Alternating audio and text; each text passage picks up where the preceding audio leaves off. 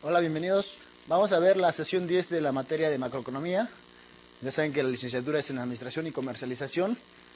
Ya hemos visto gran parte de lo que es la macroeconomía un poco aplicada a los sectores económicos como son el primario, secundario y terciario. Hemos visto algunas variables macroeconómicas como es el PIB, el Producto Nacional Bruto, la inflación, el crecimiento, el desarrollo, unas cosas. Ahorita vamos a ver en esta sesión un poco lo que es como un poquito menos detalle, lo que es la inflación, la mano de obra, y luego vamos a ver lo que es la integración económica, ¿no? Cómo los países se van integrando, los acuerdos para una integración, como tienen pues la integración de la zona europea, ¿no? Que se integran a través del euro. Entonces vamos a ver un poco con detalle todo esto, y ya para la siguiente sesión ya culminar la materia de macroeconomía. Bueno, vamos a ver a mayor detalle, sigan por favor. Ok, el objetivo particular de la materia, o de este tema en sí, es que el alumno comprenda las principales características de la inflación y la mano de obra. ¿Qué es una inflación? ¿Qué es la mano de obra? ¿Qué produce la inflación? Las causas, las consecuencias de la inflación, cómo se puede un poco a veces minimizar la inflación, tratar de hacer políticas económicas para que los países mantengan un desarrollo y un crecimiento estable y un desarrollo sustentable. Entonces vamos a ver todo eso, ¿no? El objetivo específico es que el alumno aprenderá conceptos como la inflación, la mano de obra y las relaciones internacionales. Okay. La inflación y los problemas de mano de obra. ¿Qué es la inflación? Ya vimos que la inflación es uno de los problemas más importantes en la economía de cualquier país, ¿no? De México, de Chile, de Brasil, de Estados Unidos. Cuando hay una elevada tasa de inflación, los países normalmente tienen problemas económicos, ¿no? Cuando hay, por ejemplo, a veces un crecimiento, un desarrollo muy acelerado, esas situaciones tienden a que esos países vayan a la inflación. Entonces, los gobiernos tienen que aplicar políticas, ya sea fiscal o monetaria, para tratar de bajar esa inflación de alguna manera, no sé, hacer cortos, hacer largos, subir impuestos, bajar impuestos, subir el gasto público, bajar el gasto público, ya dependiendo de las políticas que adopten los gobiernos para llegar a esa condición, ¿no? Entonces, hay que tratar de que los países tengan una inflación. O sea, puede haber inflación, pero no tan. En otras palabras, la idea es que los precios sean estables, ¿no? Que no haya ese nivel de inflación. Entonces, desde el punto de vista de la producción, la inflación se presenta como un desequilibrio entre la oferta total, o puede ser causado por insuficiencia de oferta en relación con la demanda, o por exceso de demanda en relación con oferta. Ya vimos la sesión pasada, perdón, ¿sí? Que aquí tenemos nivel de producción y nivel de precios, ¿sí? Entonces, nivel de producción, aquí también se le puede llamar el PIB, ¿no? ¿Sí? Entonces aquí teníamos la oferta agregada y aquí teníamos la demanda agregada. Que como sabemos, la oferta agregada se encarga de todo lo que los países o las empresas ofrecen a los comerciantes, a los comerciantes no, sino al pueblo, a la población. Entonces todo lo que se ofrece, ¿no? Entonces, y la demanda agregada es lo que nosotros, las personas, demandamos de productos, de bienes y servicios a los productores, ¿no? Entonces, vimos que cuando tenemos aquí, hay un nivel de equilibrio, ¿sí? Entonces, este es como se llama el equilibrio. ¿Okay? Entonces, en ese equilibrio va a haber un precio óptimo y una producción óptima, ¿sí? Entonces, ¿qué quiere decir eso? Que lo que los comerciantes o los productores ofrezcan al público o a la gente va a ser igual a lo que la demanda, a que al público o las personas demanden a los productores. Entonces, eso en otras palabras es como si el mercado se vaciara, ¿no? Se vaciara quiere decir que todo lo que yo ofrezco lo voy a vender. Entonces no va a haber comerciantes ni productores insatisfechos en su objetivo, ni tampoco va a haber personas insatisfechas en su objetivo. Si yo quiero 2 litros de leche, por ejemplo, entonces yo voy a conseguir esos 2 litros de leche. Cuando hay a veces exceso de demanda o exceso de oferta, sucede a veces las situaciones extremas, ¿no? Extremas o difíciles para la economía. ¿Por qué? Porque por ejemplo, cuando la gente demanda más de los productores, no tiene la gente dónde consumir. O sea, a veces no encuentran arroz, no encuentran leche, no encuentran azúcar, no encuentran productos básicos. ¿Por qué? Porque los productores no están ofreciendo lo necesario para satisfacer toda la demanda de la población, ¿no? Entonces, en ese sentido, aquí es un punto de equilibrio, ¿sí? Entonces, vimos en las sesiones que si yo subo el precio a peso 1, por ejemplo, voy a tener aquí una cantidad demandada y aquí voy a tener una cantidad ofrecida. ¿Qué sucede en P1? ¿Sí? En P1 la cantidad que ofrezco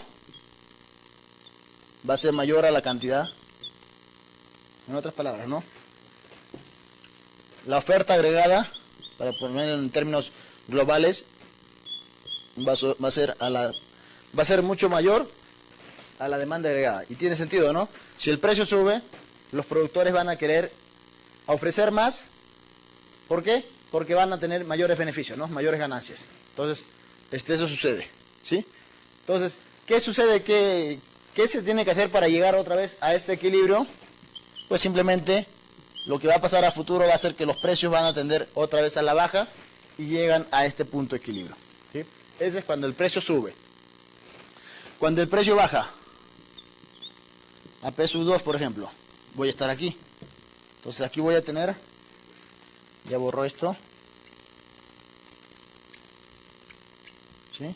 Te voy a tener una cantidad ofrecida y una cantidad demandada. Entonces cuando yo llego al precio 2, o sea, en otras palabras, el precio baja, ¿qué sucede? Que la demanda agregada va a ser mayor a la oferta agregada. Y también tiene sentido, ¿no? Si antes yo compraba el kilo de arroz a 20 pesos y ahora el precio sube a 14 o a 10 pesos, yo voy a demandar más arroz, ¿no? Pero si otro producto, por ejemplo, la miel, por ejemplo, sube de 8 a 15, pues voy a demandar menos miel, ¿sí? En microeconomía a veces eso se tiene que compensar con bienes sustitutos, por ejemplo, o complementarios.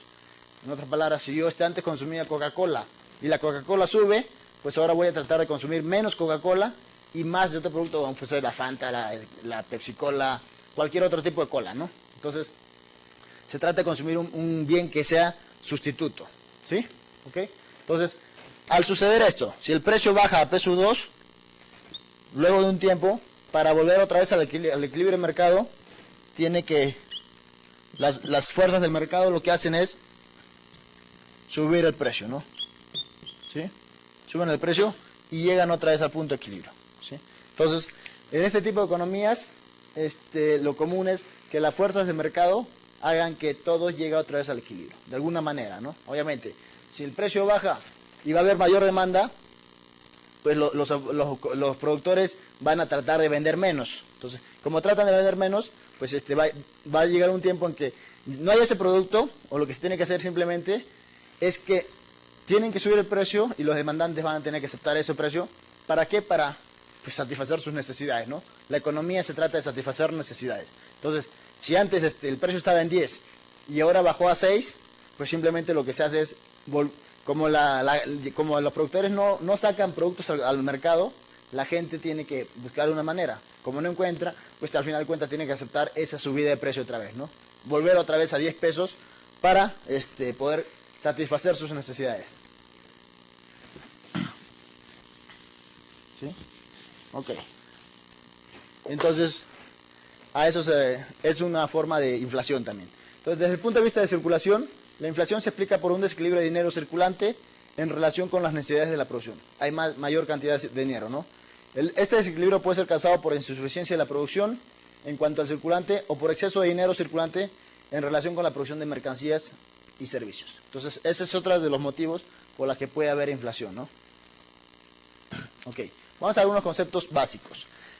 Como le dije, la inflación es la subida del nivel general de precios de manera generalizada, no simplemente que suba, como les dije en las sesiones pasadas, no solo que suba el arroz y lo otro no, que toda la canasta básica de mercancías suba de manera generalizada, o sea, sube la leche, sube el arroz, sube el aceite, sube no sé, la gasolina, sube todo la mercancía. Entonces, de una manera generalizada y durante un periodo más o menos largo de tiempo, ¿no? Tampoco puede ser corto, ¿sí? Esa es una de las maneras como se trata de la inflación, ¿ok? ¿Qué es el desempleo? El desempleo ya sabemos, creo que el 40% de la población mexicana sabe qué es el desempleo porque lo vive en carne propia, ¿no? Entonces, ¿qué es el desempleo?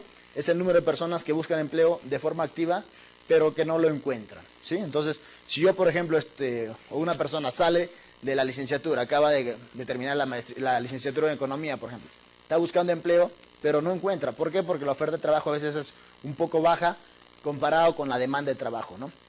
Entonces, a eso se refiere desempleo, la gente desocupada, pero no porque sea de manera natural, simplemente porque ellos están buscando, pero no encuentran las oportunidades de trabajo, ¿sí? Entonces, ese es un desempleo. Porque a veces puede haber gente que está en capacidad de trabajar, tiene, no sé, 26 años y simplemente no se le da la gana de trabajar, ¿no? No le interesa trabajar, no sé, de repente su papá es de dinero, es millonario o tiene otros ingresos personales con respecto a su familia, entonces no le interesa trabajar porque vive tranquilamente, ¿no? Esa es una persona que pertenece a la población económicamente activa, pero no es como un tipo de desempleo normal, ¿sí? Es un desempleo porque simplemente esa persona quiere, se le da la gana. Ok, el subempleo. Esto puede surgir por diversos factores, aunque se le considera como un fenómeno instalado en la sociedad cuando el mercado laboral presenta distorsiones y las condiciones de empleo son malas, ¿sí? Entonces, un subempleo, por ejemplo, es cuando no sé, un ingeniero que acaba de terminar la licenciatura no encuentra trabajo en lo que él quiere, no sé, en producción, en una planta textil, en una planta petrolera, en una planta industrial, lo que sea. Entonces, ¿qué hace? Pues se pone a trabajar no sé, maneja micros, taxista, de otras cosas, ¿no? Entonces, no está trabajando en lo que verdaderamente él se ha capacitado, en lo que él puede trabajar, ¿no? Entonces, ese se llama subempleo, o sea, trabajar en cosas que no tienen nada que ver con lo que uno ha querido hacer, ¿no? Entonces, suele llamarse empleos en las estadísticas sobre ocupación al conjunto de personas que no trabajan un número mínimo de horas a la semana, o las que no lo hacen solo de modo esporádico. Es, por ejemplo, no sé, ¿quién puede ser alguien que labora, no sé, trabajando 2 horas por día, 3 horas por día, a veces 5 horas a la semana? O sea, no trabaja las horas, lo común que debe ser, ¿no? 8 horas diarias, 40 horas a la semana. Entonces, trabajan 5 horas, 7 horas por tiempo parcial, en otras palabras, ¿no? A eso se llama subempleo, ¿sí? Alguien que no dedica todo lo que todo el número de horas necesarios o lo que está por ley dentro de una empresa, por ejemplo, ¿no? ¿Sí?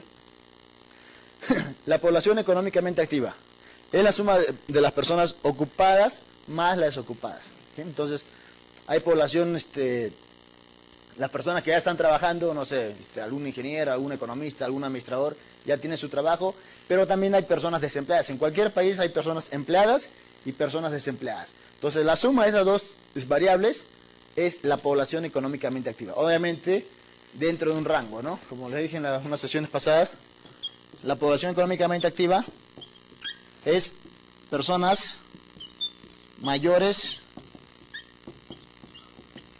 de 14 o 15 años, dependiendo, ¿no? ¿Sí? Con fuerzas para trabajar. A eso se llama población económicamente activa. Un pequeño de 6 años, 5 años, pues no se le va a considerar dentro del área de población económicamente activa. Aunque a veces uno ve eso, ¿no? Ve a veces niños de 8 años trabajando en los metros, en las calles, pero eso no va dentro de las estadísticas de un país, de un gobierno, como población económicamente activa, ¿no? Son trabajos esporádicos que se hacen, ¿no? ¿Sí? Ok, vamos a ver algunas de las causas de la inflación. Pueden ser algunas de estas. Inflación por consumo o demanda. Esta inflación obedece a la ley de la oferta y la demanda. Si la demanda de bienes excede la capacidad de producción o importación de bienes, los precios tienden a aumentar, ¿sí? Entonces, si hay mayor demanda, ¿qué sucede? Los precios van a aumentar, para otra vez como quien dice, llegar al equilibrio. Entonces tienden a aumentar de manera natural. Inflación por costos. Esta inflación ocurre cuando el precio de las materias primas, cualquier materia prima, como el cobre, el petróleo, la energía, los repuestos de coches, para cuando uno hace pan, por ejemplo, la harina, la mantequilla, la levadura. Entonces, todos los costos de las materias primas aumentan, lo que hace que el productor, buscando mantener su margen de ganancia, incremente sus precios. Y tiene lógica, ¿no? O sea, si antes no sé, el total de materias primas de un producto me salía 20 pesos y yo lo vendía a 35, pues ya tengo ahí un margen de ganancia y utilidad, ¿no? Pero si ahora ese total de costos de materias primas o de insumos me sale en 30, pues el productor va a decir, bueno, antes ganaba 15 pesos, ¿no? Ahora si suben los costos voy a ganar 5. ¿Qué hago? Simplemente tengo que subirle mi precio, ¿no? Mi precio de venta. Es la única manera. La otra sería simplemente retirarme del mercado, pero eso no es una opción a veces muy, muy adecuada para los productores, ¿no? Entonces el productor dice, si a mí me cuesta ahora 30, pues simplemente lo subo a 45 y mantengo mi margen de ganancia. Entonces ahí se genera un proceso de inflación, ¿no? Otro tipo de inflación es autoconstruida. Esto ocurre cuando se prevé un fuerte incremento futuro de precios y entonces se comienzan a ajustar estos desde antes para que el aumento sea gradual, ¿sí? Entonces ya a veces puede haber estadísticas los economistas auguran o estiman que va a subir demasiado los precios, que va a haber un proceso inflacionario. Entonces, ¿qué hacen? Pues desde antes ya a veces las personas empiezan a comprar un poco más, entonces se tratan de resguardar ante esa subida de precios, ¿no? Inflación generada por expectativas de inflación, círculo vicioso. Esto es típico en países con alta inflación. Por ejemplo, antiguamente en Rusia la inflación era más o menos del 40-45%, ¿no? Entonces, ya se sabía que esos países tenían una alta tasa de inflación. Hay otros países que no, que su inflación es, no sé, del 3%, del 4%, y sí es una inflación estable. Pero hay países que su inflación también es estable, pero a la alza, ¿no? De 40, de 30, de 50%. O hay otros países que no se sabe, o sea, su inflación puede subir o puede mantenerse, dependiendo de algunas cuestiones macroeconómicas, ¿no? Entonces, como le digo, es típico en países con alta inflación donde los trabajadores piden aumento de salarios para contrarrestar los efectos inflacionarios, ¿sí? Entonces, obviamente, si los países tienen la inflación, o sea, se sabe que va a ser un país que tiene una inflación alta, los trabajadores cuando trabajen van a decir, ¿sabes qué? La inflación es alta, yo necesito también que mi salario me lo incremente, ¿no? Porque si no, si suben mucho los precios, por ejemplo, vimos hace unas sesiones atrás, que yo tengo un salario, que vamos a llamarle esto, y a esto se le llama salario nominal. ¿Sí? Y luego tenía un salario sobre el precio, y a esto se le llamaba salario real. ¿Sí? Entonces, el salario nominal simplemente es el salario que me pagan, ¿no? Yo trabajador voy y me pagan 15,000 pesos mensuales. Ese es un salario nominal. Pero en salario real es, en otras palabras, mi nivel adquisitivo que yo tengo de acuerdo a los precios, ¿no? Si yo gano 10,000 pesos y mi canasta básica yo me gasto al mes, no sé, 6,000 pesos, entonces tengo como 4,000 pesos para ahorrar o para hacer lo que yo quiera, ¿no? Pero si ahora mi nivel de costos mensual sube a 9,000, pues obviamente mi salario real ya no va a ser lo mismo que el salario nominal, ¿no? ¿Por qué? Porque suben los precios, entonces mi poder adquisitivo va a bajar, ¿no? Entonces, aquí, si sube el precio, el salario real tiende a la baja, ¿no? Voy a tener un menor poder adquisitivo. En este caso, si baja el precio, mi salario real va a aumentar. Entonces, ¿qué hacen los trabajadores? Si sube el precio, pues para que mi poder adquisitivo no disminuya, van a tratar de que se incremente el salario nominal, ¿sí? Entonces, van a pedir a los dueños de las empresas o a los jefes, ¿sabes qué?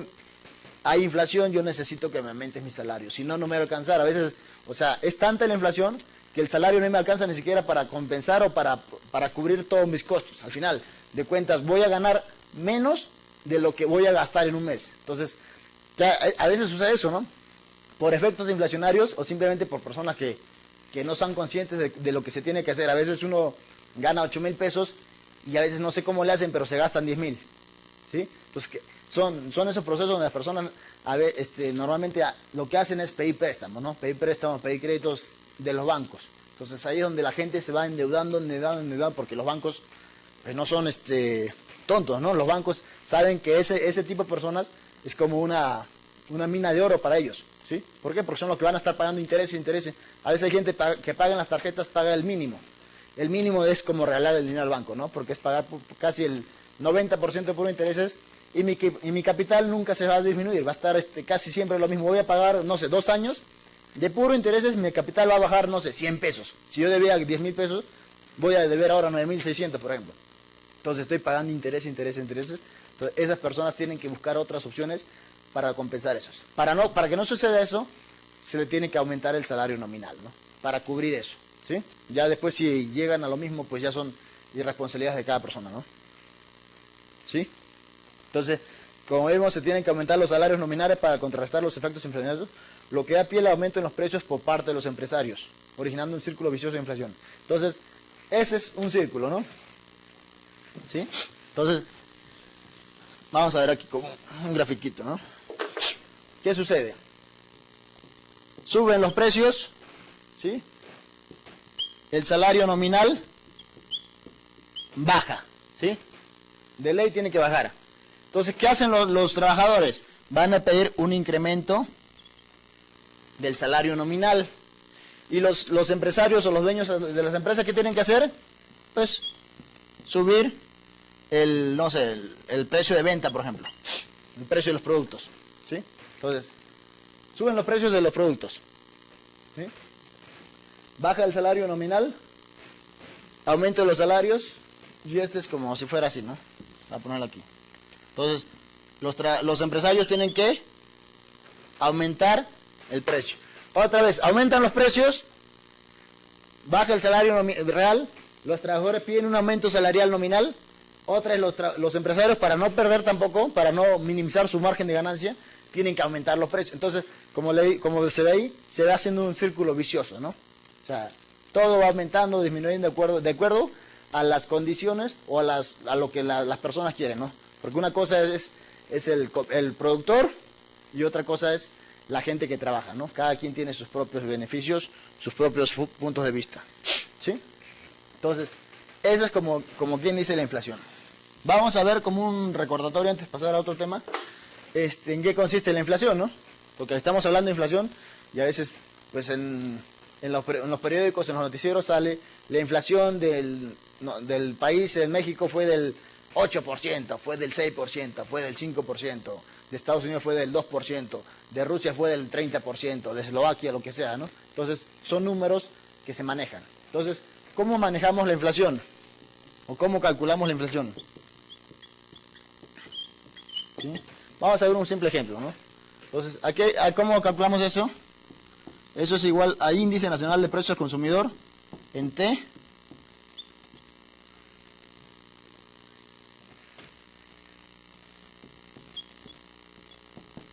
¿sí?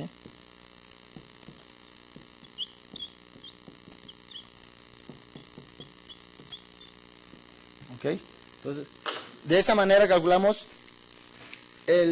la tasa de inflación de una economía, ¿sí? Ok, vamos a ver un ejemplo sencillo. Vamos a suponer que yo entro a una base de datos de alguna estadística de cualquier país. En México es el INEGI, en Estados Unidos puede ser el Buró, hay un Economics Bureau, creo que me parece que se habla.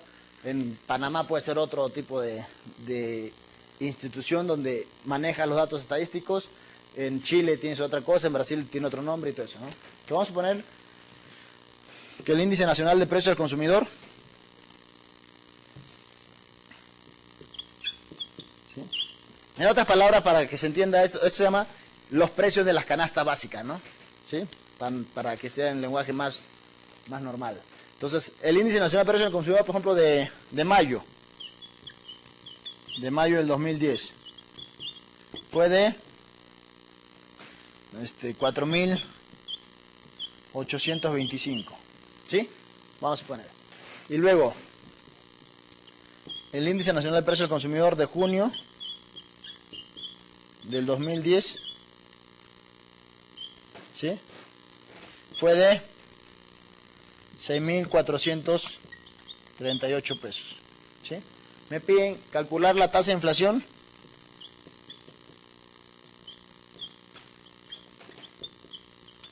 para junio, ¿sí? Están diciendo la tasa de inflación para junio. ¿Qué hago? Pues simplemente, este es del periodo que yo quiero, el periodo en lo que estoy, ¿no? En lo que yo quiero, que es de junio. Este es de un periodo anterior, que puede ser un mes, puede ser 2 meses, puede ser un trimestre, puede ser un año, dependiendo qué tipo de inflación yo quiera, ¿no? Pues yo puedo querer calcular la inflación mensual. También puedo calcular la inflación anual. Entonces tengo que tomar, por ejemplo, si estoy en julio, tengo que tomar julio este año. Como ven acá, vamos a tomarlo de junio, ¿no?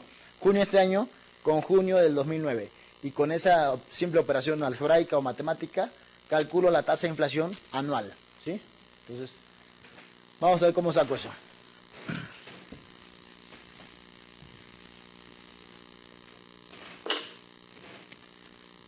Ok. Entonces la inflación va a ser igual a 6.438 menos 4.825 entre 4.825 por 100, ¿sí? Aquí nos va a salir una inflación alta, ¿no? Más o menos va a ser como un país, como lo que era antes Rusia, por ejemplo, ¿no? La Unión Soviética, ¿sí? Entonces, ¿cuánto sale la inflación? Vamos a ver cuánto me da. Vamos a ver. La parte de arriba, ¿cuánto me da? 6.438 menos 4.825.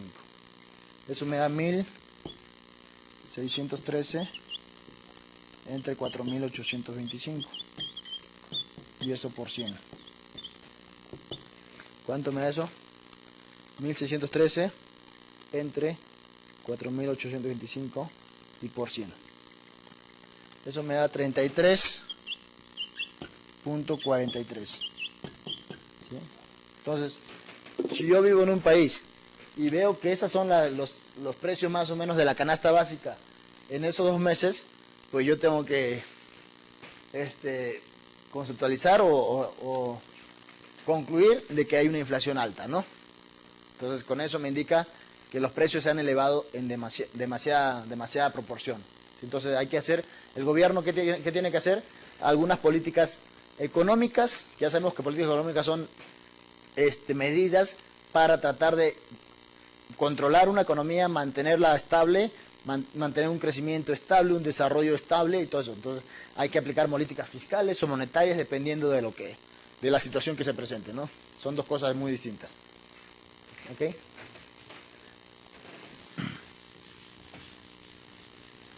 Ok. Entonces, ya con eso más o menos tenemos un panorama más claro de lo que es una inflación, ¿no? Vamos a ver el desempleo. ¿Qué es el desempleo? Igual, otro tema muy básico, una variable macroeconómica muy importante para cualquier país, ¿no? ¿Por qué? Porque sabemos que los 3 objetivos principales de un país, ¿cuál es? Ya vimos en la primera sesión, me parece, que es mantener una producción, un crecimiento estable de la producción, en otras palabras, que el PIB aumente de manera estable, que tampoco aumente de manera tan fugaz, ¿no? O sea, tan alta, porque eso también genera procesos inflacionarios. Entonces, esa es una. La segunda variable básica de un país es el desempleo, mantener una tasa de desempleo baja, ¿sí? Que no sea tan alta esa tasa. Y la tercera, ¿cuál era? Era mantener unos precios estables, estabilizar los precios, ¿no? Estabilizar los precios, ¿qué quiere decir? Que no haya inflación, ¿sí? Si los precios suben de 8 a 8.2, por ejemplo, pues es un poquito, ¿no? Pero si suben de 8 a 25, pues ya dices, ay, ya mi sueldo ya no me va a alcanzar, ¿no? O sea, lo que yo gano, simplemente voy a tener que renunciar a mi trabajo o simplemente pedirle a mi jefe, ¿sabes qué? Pues no me está alcanzando el sueldo, o sea, necesito ganar más, ¿no? El jefe ¿qué hace? Pues si tiene posibilidades de subirte el sueldo, pues te sube, pero él también sigue subiendo los precios, ¿no? Entonces, como les dije, se hace un círculo vicioso del proceso inflacionario, ¿sí? Entonces, ¿cuáles son las causas del desempleo? Tenemos varias causas. Por ejemplo, el desempleo friccional, ¿sí? Que es el desempleo que se produce como consecuencia de la falta de un acoplamiento instantáneo entre la oferta y la demanda del trabajo. Puede darse también cuando una persona deja su trabajo por buscar otro mejor. Entonces, si yo trabajo, por ejemplo, en una fábrica y no sé, yo soy ingeniero, tengo maestría, tengo doctorado, estudié un posgrado en Harvard, estudié un doctorado en MIT, por ejemplo, y regreso aquí y me meten en un trabajo y me meten en el área administrativa, por ejemplo. Así trabajar un poquito más elevado del obrero, por ejemplo. Si dices, alguien con esos estudios dices, esto no es para mí, ¿no? O sea, yo no estudié, no me quemé las pestañas para tener este puesto, ¿no? ¿Qué hago? Simplemente voy a buscar otra oportunidad de trabajo, ¿sí? Entonces, obviamente la gente lo que hace, mientras busca otro trabajo, pues sigue trabajando, ¿no? Una vez que consigue ya un puesto o un trabajo de acuerdo a sus capacidades y a sus cualidades que él tiene, pues simplemente renuncio, ¿no? Entonces, en el trance entre salir de este empleo y entrar al otro, a eso se llama desempleo friccional. Entonces, cuando yo no estoy contento con mi trabajo, busco otra oportunidad de trabajo mucho mejor, que suele pasar muchas veces, ¿no? Entonces, ese es un desempleo friccional. ¿Sí? El desempleo estructural, ¿a qué se refiere? En este grupo se encuentran personas desempleadas por falta de preparación académica, de destrezas, ya sea por falta de capacidad de manejo de herramientas de trabajo. Entonces, hay gente que a veces no está capacitada para un cierto trabajo. ¿Por qué? Porque no tiene las herramientas necesarias, porque no tiene los conocimientos necesarios, porque no se adecúan a ese tipo de trabajo. Entonces es un tipo de desempleo estructural, ¿no? O sea, no puede entrar en ese trabajo, porque si entra, es como si, no sé, alguien que quiera entrar al área financiera, no sé, manejar instrumentos financieros, manejar lo que son el riesgo mercado, riesgo de crédito, y no maneja nada de herramientas matemáticas, ni estadísticas, ni conocimientos cuantitativos, ¿no? Entonces una persona, pues, está medio complicado que entre a ese tipo de área, ¿no? ¿Sí? Entonces no tiene los conocimientos ni la preparación adecuada para entrar en ese área, ¿sí? Entonces cada quien sabe más o menos sus posibilidades, en qué puede competir laboralmente y en qué no puede competir, ¿no? El desempleo disfrazado. A este grupo de personas que trabajan en jornadas más cortas que las normales se lo denomina desempleo disfrazado, como ya vimos anteriormente, ¿no? Es como un tipo de subempleo. ¿Sí? El análisis estadístico de la inflación y los problemas de la mano de obra. Para analizar de manera correcta la inflación se necesita un estudio sobre el comportamiento del índice nacional de precios sin consumidor, o sea, de los precios de la canasta básica, en otras palabras, a través del tiempo. Bueno, ya lo borré, entonces vemos que ahí, para la inflación necesitamos necesariamente precios. Así como para el crecimiento necesitamos Producto Interno Bruto, para la inflación la variable básica es precios, ¿sí? Este análisis estadístico puede ser mensual o anual, ¿sí? La inflación durante un largo periodo es el resultado de una continua desigualdad de gastos y la de oferta de bienes y servicios disponibles. Entonces, esa es una forma de inflación, ¿no? La experiencia de México en el campo de la inflación ha sido prolongada y los movimientos de precios han sido por término medio de consideración, ¿no? Entonces, ha habido épocas en México en que ha habido una inflación más o menos elevada, ha habido épocas en México en que ha habido una inflación corta, pequeña, en no tan grandes cantidades, pero se ha dado varias situaciones, ¿no? A veces eso se maneja como ciclos económicos, ¿no? Ciclos de auge, ciclo de recuperación, ciclo de depresión, ciclo de menor producción y todo eso, ¿no? Las grandes empresas toman en cuenta la mano de obra. La mano de obra existe aquí, en la China, en Estados Unidos. Las personas que trabajan en una empresa son mano de obra. Algunas son mano de obra calificada, otras son mano de obra de tipo estándar, que, bueno, una empresa si los retira, si el dueño de la empresa los despide, simplemente contrata a otra y no pasa nada, ¿no? A veces esa es la gente, los obreros, por ejemplo, ¿no? Los obreros, pues, son mano de obra, pero no son una mano de obra tan calificada. Y no es por menospreciar eso, ¿no? Pero hay veces gente, no sé, de una empresa textil que maneje en producción, que maneje logística, que sea, como quien dice, la mano derecha de esa empresa, ¿no? Entonces, esa persona es una mano de obra muy calificada, que si el dueño de la empresa lo despide, luego, como esa persona maneja todo lo a detalle, cómo se procesa, cómo se produce, cómo se vende, todo el sistema de producción de una empresa, por ejemplo, pues ya es más complicado que venga otra y de forma rápida se instale en ese proceso productivo, ¿no? Tienen que capacitarla, tienen que enseñarla más o menos qué se hacía.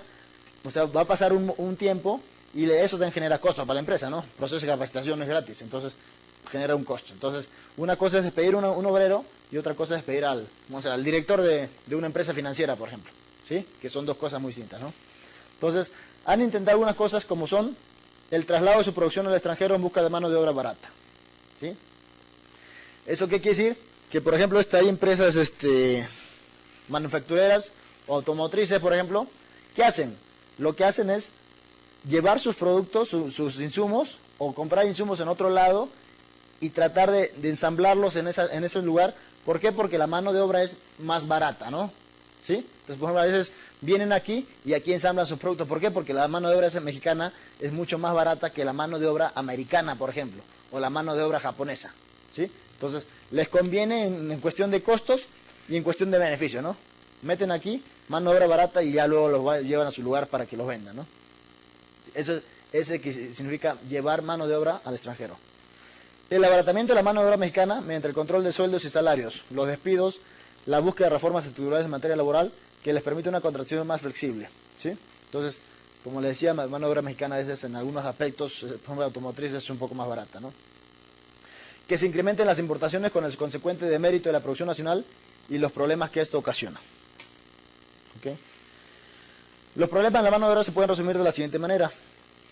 El sistema económico mexicano es incapaz de proporcionar ocupación remunerada a todos los que la solicitan, lo cual se debe, entre otras causas, al excesivo proteccionismo del Estado hacia la industria y al descuido de las actividades agrícolas. Las causas crónicas del desempleo se encuentran también en la deficiente estructura del mercado interno, ya que la demanda interna está orientada a sectores de altos ingresos. Entonces, ese es uno de los problemas que puede encontrar la mano de obra, ¿no? Las inversiones extranjeras descapitalizan el país. Esto provoca que internamente no se incrementen las inversiones productivas que podrían generar nuevos empleos. ¿Sí? Las utilidades derivadas de las inversiones no se canalizan a nuevas inversiones, sino que se aplican a gastos suntuarios, se atesoran o van a parar a bancos extranjeros ante el temor de las devaluaciones. A veces aquí también entra a tallar el tipo de cambio, ¿no? Juntos ante las anteriores causas de empleo y subempleo que se arrastran desde este tiempo, se agrega el problema de la crisis económica actual. La crisis del 2008, por ejemplo. Eso ocasionó desempleo terrible, ¿no? O sea, lo que fue, por ejemplo, Luz y Fuerza del Centro, ¿sí? Despidieron pero un montón de trabajadores y ahí quedó, ¿no? Entró otra compañía, las empresas empezaron a quebrar, a despedir gente, entonces eso produce todo el desempleo y que la mano de obra se vaya, ¿no?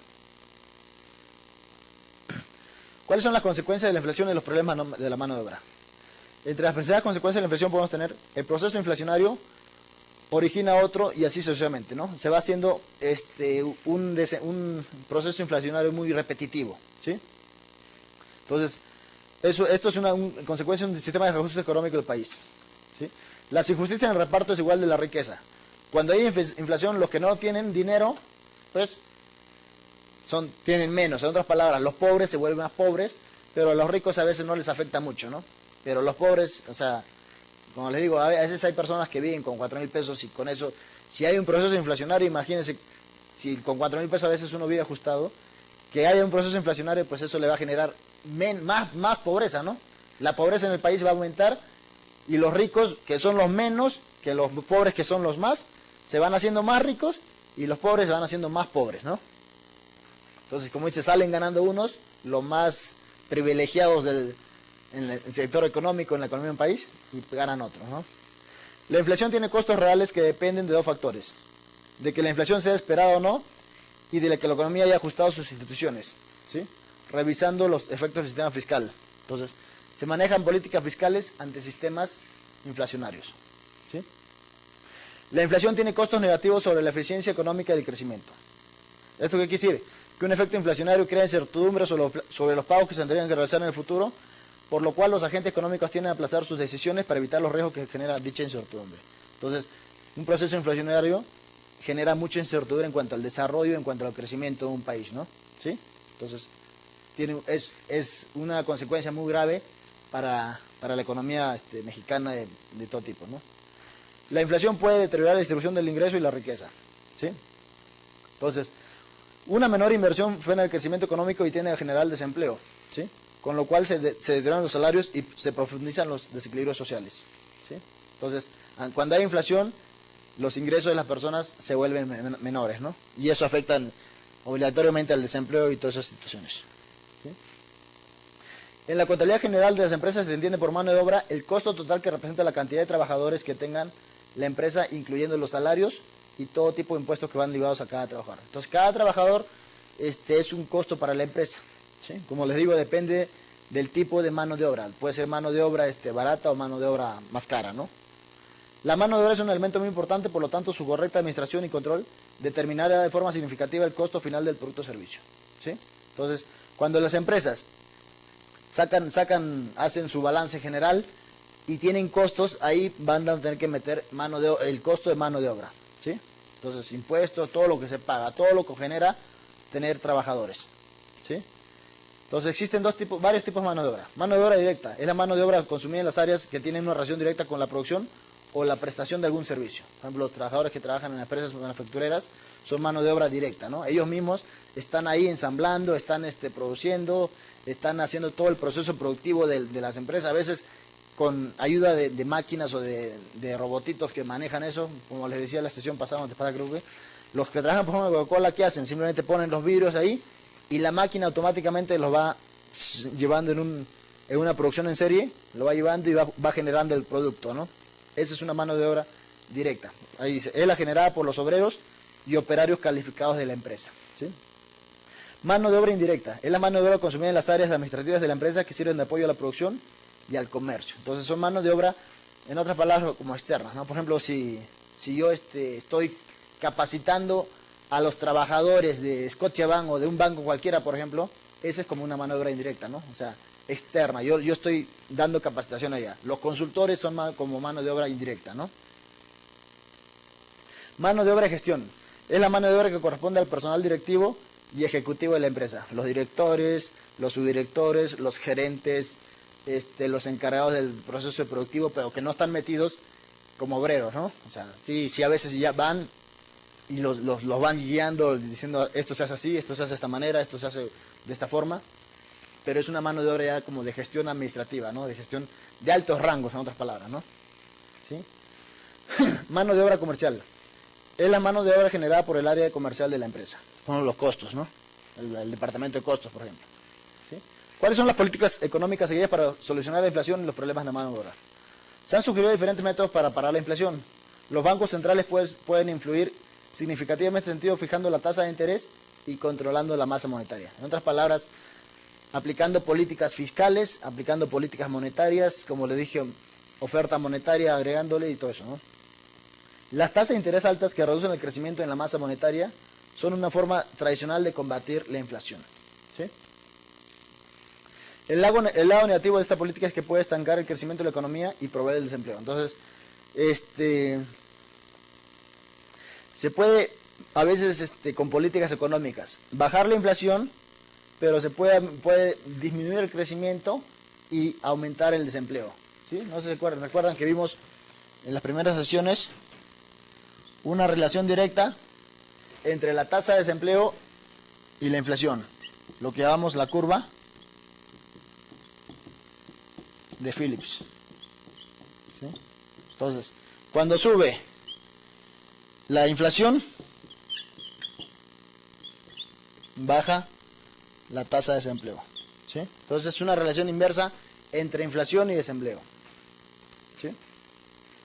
Entonces, puede estancar la economía, el crecimiento y promover el desempleo. Entonces, si tratan de minimizar o reducir la tasa de inflación, automáticamente pueden aumentar al desempleo. Eso en el corto plazo, ¿no? En el largo plazo hay escuelas que dicen que llegan a una tasa natural de desempleo. O sea, que siempre en cualquier economía de un país tiene que haber una tasa natural de desempleo. Es difícil saber eso. Pero más allá de eso ya es una tasa alta de desempleo y más abajo de eso ya a veces no se puede tener, ¿no? Entonces, genera esos cambios. Las medidas de estabilización anulan los efectos de la inflación y la deflación. Ya sabemos que la deflación si la inflación es el aumento generalizado de los precios, la deflación es la disminución generalizada de los precios. Que a veces uno lo puede pensar, ¿no? Bueno, si los precios suben, pues a mí como persona común y corriente, como consumidor, me conviene, ¿no? Si antes yo compraba la leche a 8 pesos, ahora la compro a 4, pues sí me conviene. Pero para la economía de un país, a veces esa situación tampoco es óptima, tampoco es recomendable. Entonces tiene que haber una estabilización de precios. Ni que suban así como inflación y ni que bajen como deflación. Tiene que haber una estabilización de precios, ¿no? Para que sean efectivas estas medidas tienen que ser permanentes y no solamente ajustes temporales, que a menudo no consiguen más que agravar las variaciones cíclicas. Entonces, con esta crisis del 2008 lo que pasó fue que a veces se generaron políticas económicas, pero a veces lo hacen temporales. Entonces eso lo único que hace es aplacar un poco nada más la crisis o engañar al público, en otras palabras, ¿no? Que no se cumplen verdaderamente los objetivos de las políticas económicas. Eso tiene que ser de manera permanente, no en 6 meses, no 2 meses y luego volver a lo mismo, no, tiene que ser de manera permanente. Como pasó, ¿no?, con la política fiscal, que ahorita subieron las tasas impositivas y eso ya se está manteniendo, ya no es que otra vez lo hayan bajado las tasas impositivas, ¿no? ¿Sí? Bueno, con eso acabamos el tema 10, que fue sobre la inflación y la mano de obra. Ahora vamos a ver otro tipo de tema. Entonces, el objetivo particular de es que al término del tema, el alumno comprenda las relaciones internacionales, ¿sí? Por ejemplo, las relaciones que tiene México con Canadá, Estados Unidos. El objetivo específico es que el alumno aprenderá conceptos como la inflación, mano de obra y las relaciones internacionales, ¿sí? ¿Qué son las relaciones internacionales? Son un concepto que se refiere a las transacciones económicas que involucran gentes de dos o más países, o que se involucran en traslados de mercancías, por ejemplo, el Tratado de Libre Comercio de América del Norte. Es un tipo de relación económica entre dos o tres países, ¿no? En este caso son tres países, ¿no? ¿Sí? Las transacciones internacionales más comunes pueden tomar varias formas que van desde el comercio internacional, el intercambio de bienes y servicios, y los movimientos de factores a los flujos financieros y los movimientos de capitales. Por ejemplo, cuando va gente a capacitar a otro lado, viene un americano a capacitar a los trabajadores de una empresa mexicana. Ese es un comercio internacional, ¿no? Son transacciones internacionales. Vamos a ver algunas descripciones de algunas variables macroeconómicas que van dentro de las relaciones internacionales. ¿Qué es el comercio exterior? Se define como comercio internacional o mundial al intercambio de bienes, productos y servicios entre dos países. Uno que exporta, obviamente, y uno que importa, ¿no? México con Estados Unidos y Canadá hay un comercio exterior. México exporta productos que aquí se produce con mayor cantidad e importa productos que aquí no se producen, ¿no? El comercio exterior es el que se dedica a exportar los productos que se fabrican en el país a otros y a importar los productos que se fabrican en otros países para venderlos aquí, como les dije ahorita. ¿Cuáles son los beneficios?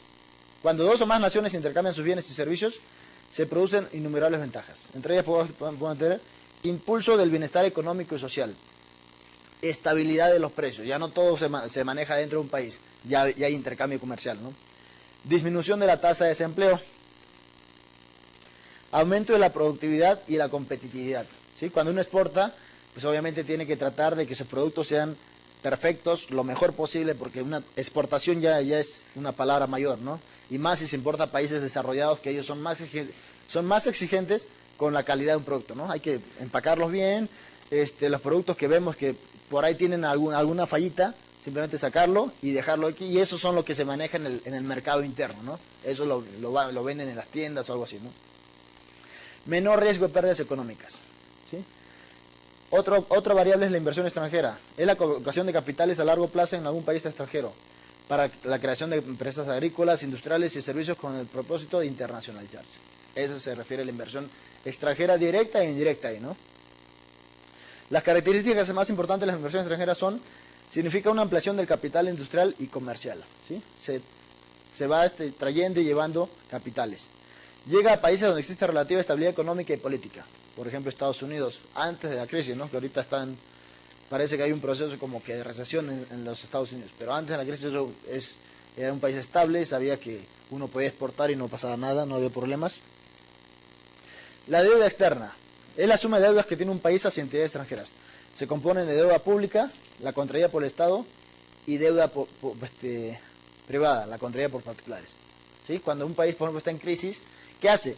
Pues se presta dinero del Fondo Monetario Internacional, del Banco Mundial, y esa es una deuda que se genera en el país, ¿no? O sea, los grandes organismos internacionales económicos tienen que actuar para tratar de alivianar esa crisis que sucede en los países, ¿no? Ahorita está pasando con España, está pasando con Grecia, que está en grave crisis. Entonces los bancos europeos o la Comunidad Económica Europea tienen que apoyarlos para tratar de que salgan de su crisis, ¿no?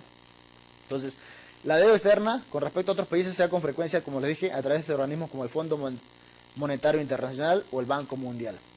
Cuando un país deudor tiene problemas para pagar su deuda, esto es para devolverla, sufre repercusiones en su desarrollo económico e incluso en su autonomía, ¿sí? A veces lo que hacen estos organismos, cuando ven que el país ya está de plano en situación muy crítica, a veces le condonan una parte de la deuda, ¿no? ¿Sabes qué? Ya págame esto, ¿no? Como hacen los bancos a veces con las personas, ¿no? Cuando una persona se presta en el banco y debe, por ejemplo, 50,000 y mensualmente gana 3,000 pesos, porque ya saben que a veces las tarjetas de crédito a uno se lo dan, pero como si fuera, no sé, como si fueran playeras de campaña política, ¿no? Así se lo dan fácil. Uno va al súper y, ¿sabes qué? Te están ofreciendo tarjetas. Pero luego cuando no tienen para pagar, ¿qué hacen los bancos? Pues están fastidie, hasta que llega un momento en el que le dices, ¿sabes qué? Pues te vendes 40,000, ya sé que no me vas a pagar, ¿qué hago? Pues págame, aunque sea 5,000, ¿no? Págame 8,000, ya, y con eso muere la deuda. Entonces, igual, los grandes organismos internacionales, cuando ven que un país ya no puede pagar, le condonan una parte o a veces le condonan toda la deuda, ¿no? Pero dependiendo, ¿no? Tienen que primero hacer unos estudios muy exhaustivos para ver qué pasa con eso. En la década de los 80 muchos países atravesaron grandes dificultades económicas debido a que habían incurrido en una gran deuda exterior. Se ven obligados a exportar más que a importar. Entonces, los países exportan más que lo que importan para tratar de compensar esa deuda, ¿no? Tratar que haya ingresos y todo eso. La transferencia de tecnología. ¿Sí? Es un mecanismo de propagación de capacidades normalmente entre países con diferentes niveles de desarrollo. La transferencia puede ser de objetos técnicos y artefactos como de conocimiento. O sea, traen aquí nuevas maquinarias más capacitadas, mucho más con mayor tecnología. O traen, como les dije, traen personas capacitadas para tratar de capacitar a la gente de aquí, ¿no? El objetivo es impulsar el desarrollo y crecimiento de los diversos sectores de la sociedad mediante el acceso al conocimiento y experiencia de los grupos de investigación, innovación y desarrollo tecnológico. ¿Sí? Por ejemplo, a veces hay instituciones como el CONACYT, que lo que hace es manda mexicanos a capacitarse o a hacer posgrados o a hacer doctorados en otros países. Ese es como intercambio de tecnología, ¿no? De conocimiento, ¿sí? Entonces, eso sucede a veces. No a veces, siempre el CONACYT hace eso. ¿Eso por qué? Porque hay un comercio exterior. Si fuera economías cerradas, pues eso ni se daría, ¿no? Los objetivos específicos son transferir conocimiento y habilidades a los sectores educativo, público y privado, es lo que les decía. Impulsar el desarrollo, formación y capacitación de excelencia de los integrantes de diversas organizaciones e instituciones. Incrementar el interés por las actividades de investigación y formación académica en el sector productivo de la región. Generar nuevos espacios de inversión para el sector privado en las áreas de innovación tecnológica. Entonces, lo que hacen a veces estas instituciones, ¿qué hacen? Mandan gentes al extranjero para que se capaciten en el plano educativo, en el plano tecnológico, en el plano, no sé, de formación académica, y luego automáticamente les dicen, ¿sabes qué? Tú vas allá, te capacitas, adquieres mejores conocimientos, pero luego tienes que venir a México y todos esos conocimientos que has adquirido, tienes que llevarlos a cabo aquí en el país. Pues si no, no tendría sentido, ¿no? O sea, uno lo manda y luego él se va a quedar allá y va a aplicar sus conocimientos dentro del otro país. Pues entonces, ¿cuál es la ganancia de la inversión tecnológica, de la inversión educativa, ¿no? Tienen que venir para aplicar esos conocimientos y tratar de que el país tenga un mejor desarrollo y un mejor crecimiento, ¿sí? Entonces, con esto hemos visto una parte de lo que son las relaciones internacionales. En la siguiente sesión vamos a ver lo que es la balanza de pagos y lo que son las planeaciones y las planificaciones económicas y todos esos temas que son importantes en la economía de un país. Bueno, nos quedamos aquí en esta sesión y nos vemos en la siguiente. Hasta luego.